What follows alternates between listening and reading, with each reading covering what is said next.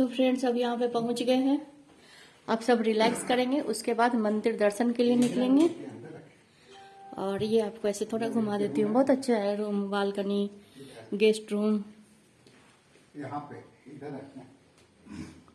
ये देखिए टीवी, छोटा सा फ्रिज सब है। कितना घूमने में टाइम लगता है, क्या यहाँ घूम पाते हैं, वो सब अभी देखते हुए तो फ्रेंड्स यहाँ आ गई हूँ होटल में। थोड़ा अब फ्रेश होना है, नहाना धोना है और कुछ देर हस्बैंड रेस्ट करेंगे। उसके बाद घूमने के लिए निकलेंगे, क्योंकि 4:45 यानी कि 4:45 में निकली थी और पहुंची हूँ 4:45 से निकली थी और पहुंची हूँ 12:45, यानी कि पूरे 8 घंटा लगा आने में। और 100 किलोमीटर तो पूरा घाटी ही घाटी था। तो भी रिया जा रही है, फ्रेश होके आ जाएगी तैयार होकर के मंदिर के हिसाब से, क्योंकि मंदिर जाना है ना, तो इसलिए थोड़ा सा होता ना कि खाते पीते आए तो चलो कम से कम थोड़ा नहा धोआ करके मंदिर जाएं, दर्शन करें। और ऐसे घूमना हो तो नहाने की जरूरत ही नहीं है, पर मंदिर जाना है, भोले बाबा का दर्शन करना है तो अच्छे से जाएंगे। और तो अभी निकलूंगी यहाँ से, उसके बाद बताऊंगी कि क्या क्या है यहाँ घूमने का और कैसा रहा मेरा आज का यह फर्स्ट डे का ब्लॉग। तो फ्रेंड्स अब ना फोन चार्ज कर देती हूँ, 1 घंटे में चार्ज हो जाएगा, उसके बाद निकलूंगी। क्योंकि अभी बात करते करते सामान रखते रखते देखते देखते 1:30 बज गया है, तो थोड़ा चार्ज कर लूँ फोन, क्योंकि वीडियो भी तो बनानी है। सब रेडी हो गई हूँ और सब लोग रेडी हो गए हैं, मेरा वेट कर रहे थे। टाइम कितना हुआ, एक मोबाइल ले लेती हूँ अपना। जब थकेंगे तो अपने आप फेस हो जाएगा डल और बाल चला जाएगा ऊपर।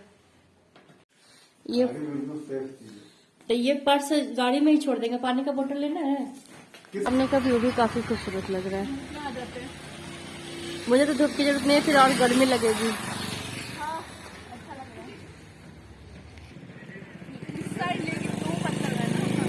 क्या? हाँ तो वो ले लीजिए। कहाँ कहाँ घूमने का है रिया, समझ लो बेटा। और ब्रह्मा व्यू होटल फ्रेंड्स हम लोग ऑनलाइन बुकिंग किए थे, तो ऑनलाइन ने बुकिंग किए थे तो 3200 एक दिन का चार्ज लगा था। और यहाँ का व्यू भी काफ़ी खूबसूरत है और खुला खुला है, जैसे लग रहा है कि नया ही सब कुछ बन रहा है।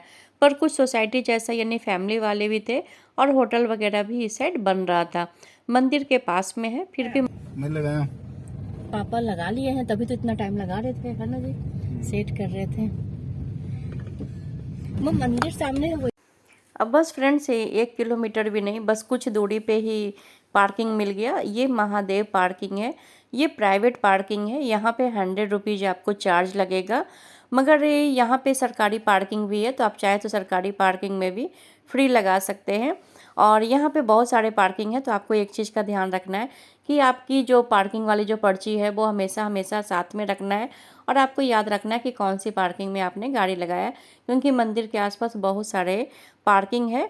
तो कहीं बाद में ऐसा हो कि, क्योंकि हम जब जाते किसी रूट से और फिर मंदिर से निकलते किसी रूट से हैं, तो पता नहीं चलता है कि कौन सी पार्किंग में हमें जाना है, और रात अगर हो जाए तो थोड़ी दिक्कत ना हो, इस वजह से मैं बता रही हूँ। क्योंकि मैं भी जब गाड़ी लगाई थी तो थोड़ा सा कन्फ्यूजन हो गया था कि किस साइड गाड़ी लगाई हूँ। तो यहाँ पे पार्किंग से निकलने के बाद फ्रेंड्स 1 किलोमीटर बताया कि 1 किलोमीटर या 800 मीटर की दूरी तक आपको पैदल जाना है। पर फिर सोचे चलो ऑटो कर लेते हैं तो जल्दी पहुँच जाएंगे, क्योंकि पैदल भी कितना चले। तो मंदिर के पास आ गए हैं और उसके बाद ऑटो वाला लिया है, बस पार्किंग से मंदिर का 50 रुपीज़ लिया। तो बोले चलो कोई बात नहीं, और मंदिर के बाहर उतार दिया। और मंदिर का एरिया फ्रेंड्स आसपास का बहुत बड़ा है। और यहाँ पे देखिए मैं आ गई हूँ, तो यहाँ पे लीजिए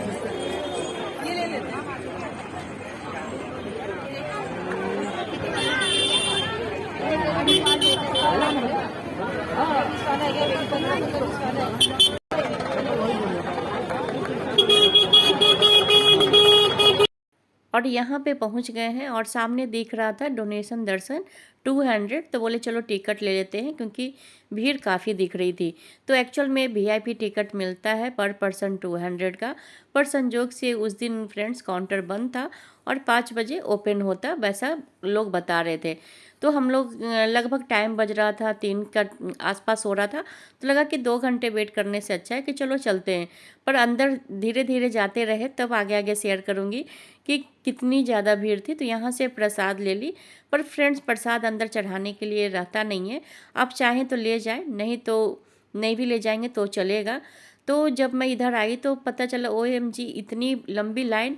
और फ्रेंड्स ये लाइन ना हमें पता ही नहीं चल रहा था कि इसका एंड कहाँ है, क्योंकि लाइन में खड़ा भी होना है तो पता तो होना चाहिए ना कि कहाँ पे जाके लास्ट है। तो मैं खड़ी हूँ, कुछ समझ में नहीं आ रहा था, बस चलती जा रही थी चलती जा रही थी। फिर लास्ट में लगता है 1 किलोमीटर से ज़्यादा चली, तब जा कर के लाइन का एंड दिखा। तो मैं खड़ी हो गई और मैं अपनी बेटी को बोली कि तुम धीरे धीरे आते रहना, मैं जब तक लाइन में खड़ी हो जाऊंगी। तो क्या है कि कुछ तो मतलब कि टाइम कम लगेगा।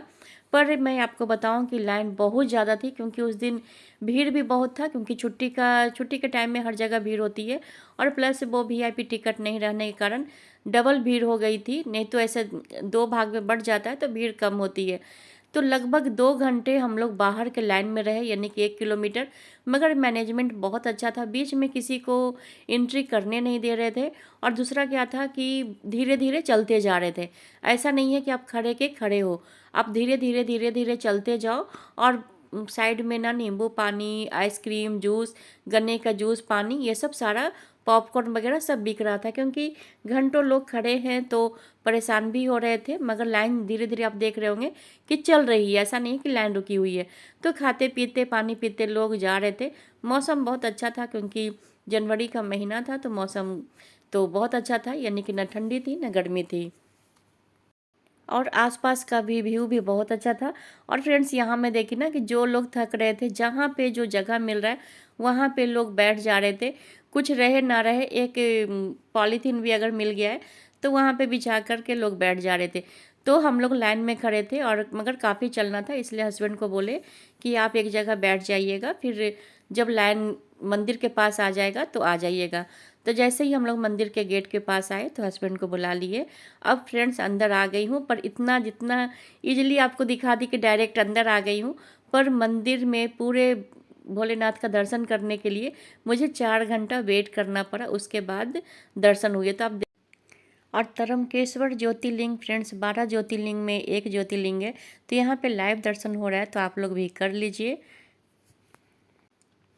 और फ्रेंड्स ज्योतिर्लिंग का दर्शन करना है तो इतना आसानी से तो नहीं होगा, भोले बाबा इतना आसानी से दर्शन नहीं देंगे, थोड़ी सी तपस्या करनी होगी।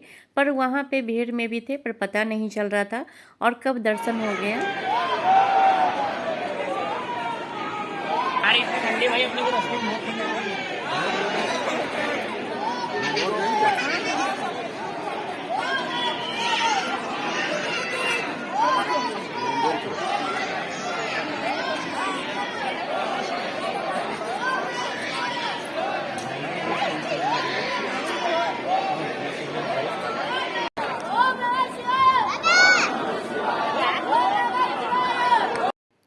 और भोले बाबा का दर्शन बहुत अच्छे से हो गया फ्रेंड्स। और यहाँ पे देख सकते हैं कि 7:30 का टाइम था, भीड़ काफ़ी थी। मैं बाहर से इस तरह से वीडियो बना ली, और महादेव के जयकारे लग रहे थे, जो इतना सुंदर लग रहा था सुन करके। और बाहर जब आने के बाद कुछ देर बैठी हूँ, बहुत शांति लग रहा था।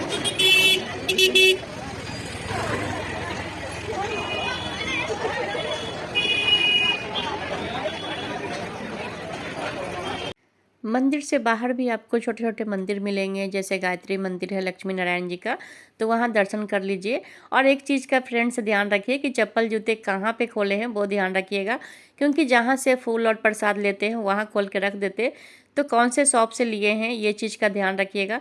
नहीं तो बाद में जब आप एग्जिट करेंगे मंदिर से तो पता नहीं चलेगा कि आप कौन से गेट नंबर से निकल रहे हैं, तो इस चीज़ का ध्यान रखते हुए तो चलिए अब यहाँ पे आ गई हूँ। गजानंद ट्रस्ट आश्रम है, तो ये आश्रम के अंदर मंदिर है गणपति जी का, बहुत बड़ा मंदिर है, तो यहाँ पे दर्शन कर लेते हैं। उसके बाद यहाँ आश्रम में फ्रेंड्स रहने का भी है और ट्रस्ट का है, पर बहुत ही खूबसूरत है। तो रात हो रहा था तो मैं थोड़ा बहुत आप लोग के साथ व्यू शेयर कर देती हूँ। गार्डन एरिया है, मंदिर है, बहुत ही मतलब बहुत अच्छा लग रहा था। पर भीड़ रहने के कारण से हम लोग पूछे थे कि रूम अवेलेबल है कि नहीं, पर रूम अवेलेबल नहीं था। और यहाँ ऑनलाइन की बुकिंग नहीं होती है, वहाँ जाके ही आपको डायरेक्ट करना होगा। और यहाँ पे दीप जल रहा था जो बहुत ही खूबसूरत लग रहा था देखने में। ये है गजानंद मंदिर और गजानंद ट्रस्ट का यहाँ पे रहने की व्यवस्था भी बहुत बड़ा है। पर यहाँ बुकिंग ऑनलाइन नहीं होती है, ऑफलाइन में भी सेम डे होता है।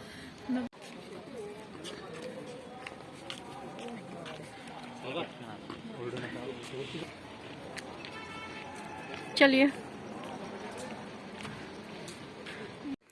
और मंदिर के पास ही ये खाने पीने का था फ्रेंड्स, और बहुत सारे मतलब कि हर जगह पे आपको खाने पीने की सुविधा मिल जाएगी।